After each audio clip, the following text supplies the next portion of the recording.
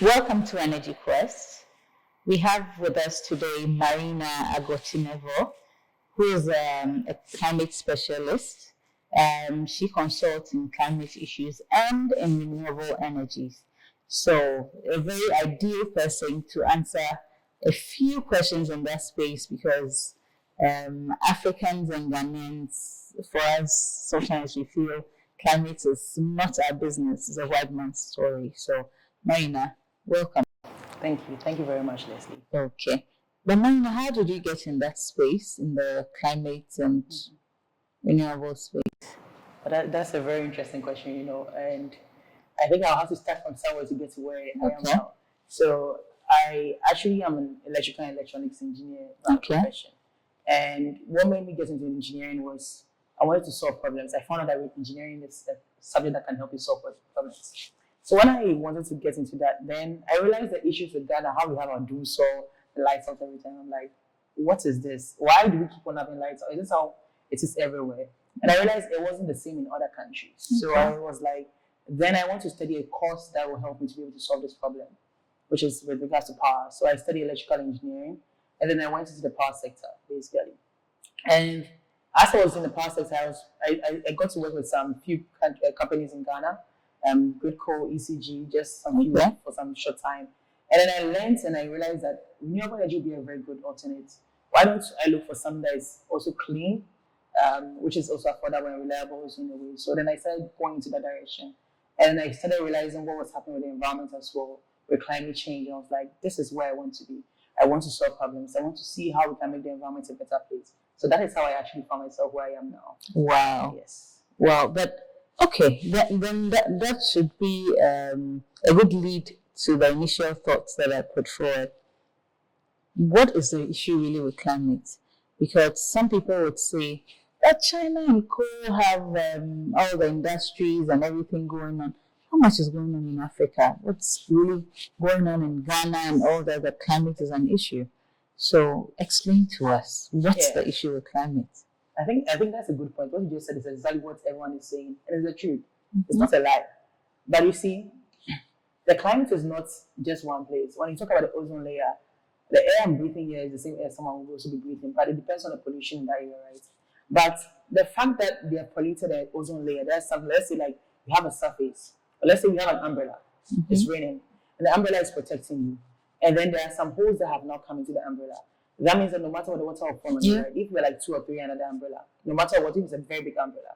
So that's how the ozone layer is. Now, unfortunately, other people, other countries, like you're saying, the global north, China, Europe, America, they have polluted the ozone layer with their emissions, which is what's coming from their factories and everything. And now there's these holes or these issues now with the ozone layer, but it's not affecting all of us. So whether we like it or not, whether we play the role or not, we are actually being affected by climate change. And this we can actually see with all that's happening around us. You can see how the weather has changed, how the rainfall patterns have changed. Everything that is happening when it comes to agriculture, they can't even guess exactly. So this is like a short way to say, even though we didn't play a role to how bad it has gotten, we are also being affected. So we need to be very, very interested in this whole discussion. Okay, but we still contribute to it.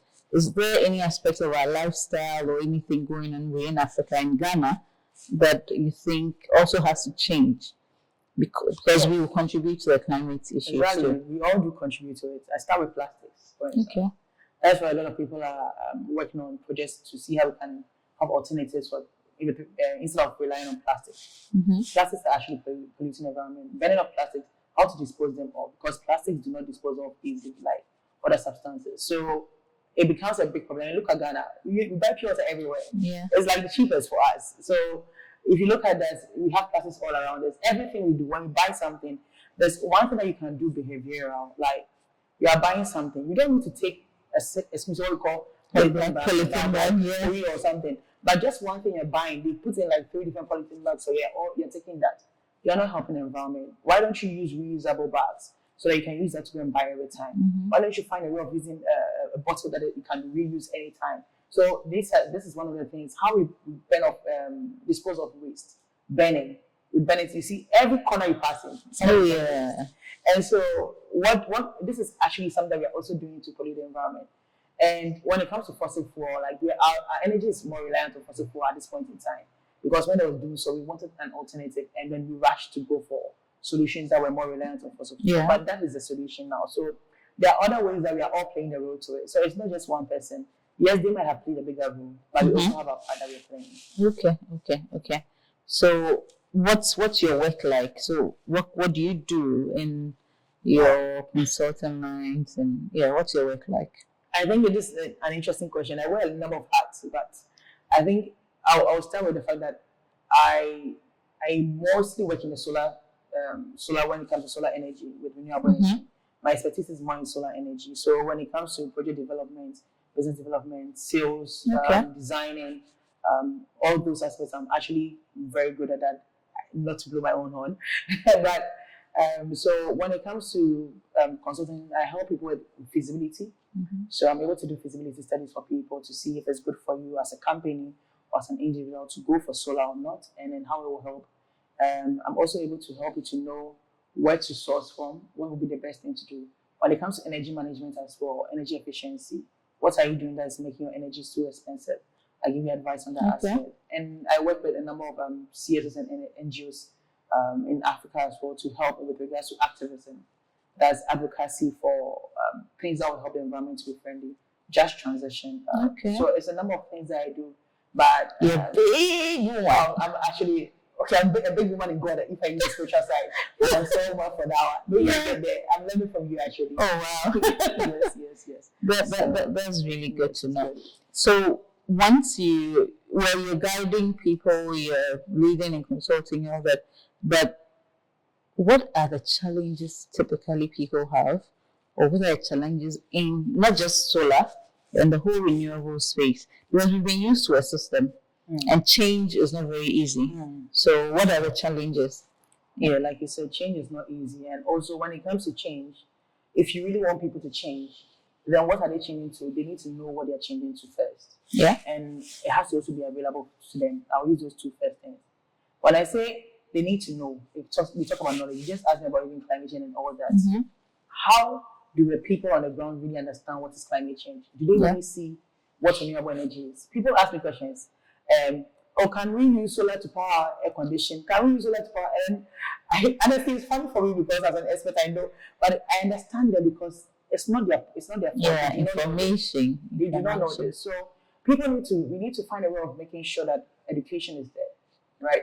That's why activists, I like to work in the activist group because I see that they are very, very geared towards working towards that, So I see that as a very important part, education. How can we make people understand what renewable energy is, what climate change is, what they can also do to find out. Now, when they get to have that knowledge, the technology available to them. When we want solar things, we are always importing, right? And it makes it way more expensive. If you go out there, solar is actually becoming very affordable. It's now affordable, and it's better if you are going to invest in solar and to invest in even some fossils, because now it's more like, even though the capital for the upfront capital is expensive, it's more affordable when you look at it in terms of the gadgets, the handles, everything is becoming cheaper. But unfortunately, because we are importing, and some things like our policies and some few things are not helping us, it's very expensive. And not only that, we don't need to start like manufacturing from the start, like a whole solar company here. But we can actually have companies that are already into this, bringing up assembling plants in Ghana. Partnerships. Yes. And we actually met a company like that in Tama that is assembling solar panels. Yeah. They're not just, actually, they're fully manufacturing them in Ghana. So I think I might know the company you're talking about. Yeah. And we interviewed them as SPS. We interviewed them before. Yeah. So I think SPS was started for a while, but they couldn't hold. But they're still around. Because I was working in the industry and trying to source. So now they work with their partners, which is actually still good because it's creating employment. But I think it's like there's more to be done if SPS is there. I said when I was doing the research then, I needed companies in Ghana to be able to source panels from. And SPS was the only company I found. And then I had to also find out, they also told me they had post-production for a while, like assembling. They were now importing mostly. So it made me very sad. I was like, what is happening? So I'm really hoping that there could be opportunities where more of them come in, and then the policies and the governments put things in place to make this easier. When this happens, it creates employment. That's the next step, right? Yeah. And these are challenges we are facing. People are not having jobs to do. why don't we find a way of creating jobs for them in this particular direction, this change that we're talking about? So there's employment opportunities there. There's technologies being available to us. There's knowledge being available to us. And then there's finance as well, because when it comes to solar, everyone talks about the initial capital is expensive. It is expensive. So now people are bringing out business models. Funding. Business models. There's funding available. But if you're not having a model to tap into that funding, no one is going to give it to you. So we have an opportunity. So it's a challenge now for us to also tap that fund. So why don't we train people and help people to start up businesses or create up models that will be able to get this funding down to us over here to go for these technologies or for this change we're talking about. I think I'm saying a lot now. No, just tell us. We are very interested, because for all the challenges you are putting forward, it obviously means each of them has an opportunity in there. Exactly. I mean, in solving them. Exactly. Yeah, so I mean, I'm sure my viewers are excited. You're just saying more and more and more because they can tap into it. So thank you. They do, because for every challenge there's an opportunity, and this is something that we need to tap into as Africans and as Ghanaians over here. But unfortunately, mostly we sit down and other people come and tap into it. I don't mind, but I think we need to also see that we need this is an opportunity for us. What can you do? Tap into it now. It's the right time. So, But so for all the opportunities we are discussing, is there a particular situation or a particular project you've worked on that some of these have been solved that you think has turned out to be a big success? Anything like that? So I work with one of the international organizations as an energy advisor.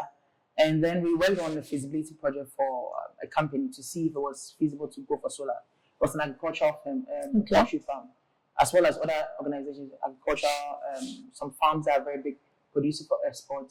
And then one thing that we noticed was, like I said, funding, one of the big challenges. But because we saw that there was a problem, we were trying to find out what companies were there. And we found out there was a company in Ghana that has a model that is so good. They pre-finance the whole project for you.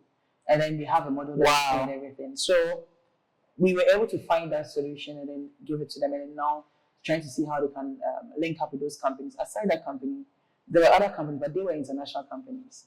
But one thing we did that I really liked, and I think has played a big role now, is we train financial institutions in Ghana, banks. We train them. Yes. So it's kind of they understand the space. Exactly. Like how I said, education. Because our financial sector hardly invest in renewable energy. They're scared. But I think because they don't have understanding, right? So when we had those discussions with them, like we had a whole discussion, some trainings, they got to understand how it would be good for them to invest in that. And then there's one organization that is trained the financial institution on solar-powered irrigation systems. That's for farmers. And this is a system that, because of the whole climate change, now people don't know what to do with rainfall. And so they need something else. And then we help them with solar power. Now, that institution now funded a farmer. With this pre-financed the project and said, you fund this farmer. Because now we understand it. Now we know that this can solve a problem. And now we know the financial viability of it. So this is the whole thing. And now they also saw it as an avenue now to also go into as a banking financial institution. From there now they tap into the space. And they'll now have to someone to take care of that. That means employment is created as well. So you see the way gradually a whole department will be brought together for that. Exactly. So this is what we should see the challenges, all right, but get the opportunities there and tap into them. But how easily can a business already existing in the energy space, how easily can you transition to renewable? So I think when it comes to, you're so already in the energy space, like I was an energy engineer kind of like before transition. It's about knowledge. You need to make sure that you are ready to have the whole development, capacity development. And I think as a business, so far as you're in energy, renewable energy is also energy, it's under energy. So it's up to you to decide, is this something you want to go into? And I think it's the right thing to do at this point in time, because no matter what, there's a transition going on. There's an energy transition going on. So if you're focused in one direction, I think this is the right time to start tapping into the other direction, which is going to be the future. Well, and you think would easily transition? Will take some time? Or I have to be honest, it will take a while, with Africa especially. The global north are going faster, but with us, I think it will take a while. And it's just like I heard one man saying a story. He said, at first we used to use charcoal, and then we transitioned from charcoal to gas, and then up till now, people are still using charcoal, right? People are still using charcoal. But we're gone. So it's like transition is a process. It will get to a point, and then finally we have that transition. But some people will still be reliant on this. But if you stay back, then you miss the whole thing. Yeah. It's just like how Nokia phones were there. Nokia was BlackBerry was there, and then all before they knew it, the system. Yeah. So, as a company, I would advise, this is the future. Renewable energy is the future. The climate is what everyone is talking about. You need to transition. You need to start thinking that direction. You need to start making sure that your business in a way that you are not going to find yourself in trouble when this whole ship takes off, when this plane takes off. So I think it's possible. It's just about just learning and getting people that have this expertise also in your company. Yeah. Making sure you go for consultancy in the right direction. If you need it, I'm here.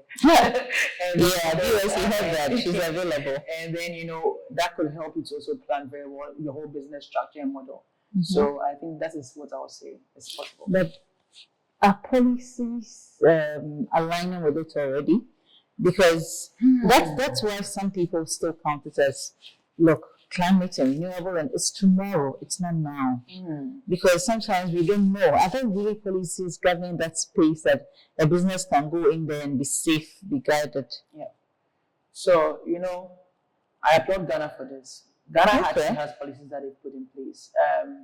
I think we've actually developed a whole renewable energy master plan. We've done this, that. My only problem is that we keep on extending the date from 2030, 2050, 2070. Oh, good. And the reason why Ghana says, I had a discussion with one person, the reason why they say that is because they said there are no funds, right? But I think there are funds now available. We need to find a way to get it. Back to your question, the policies. It's not about just policies being in place. That's my problem now. It's implementing these policies. Yeah. And that is our biggest problem as African Ghana. It's in the book. It's in the book, but it's not being implemented. Yeah. For instance, like you said, it's one reason why companies don't want to transition or go into solar. When it comes to solar, we talk about, there's this whole policy about net metering. Net metering, yeah. So when we talk about net metering, it's about, like, I have solar, I'm producing, but there's sometimes that I'll not use all the solar in my house because I'm not there. Then what happens to the solar? Is it just going to waste? I'm just producing to waste. But when I have a net metering system kind of available, it's like I'll be working with the electricity ECG. And then sell that.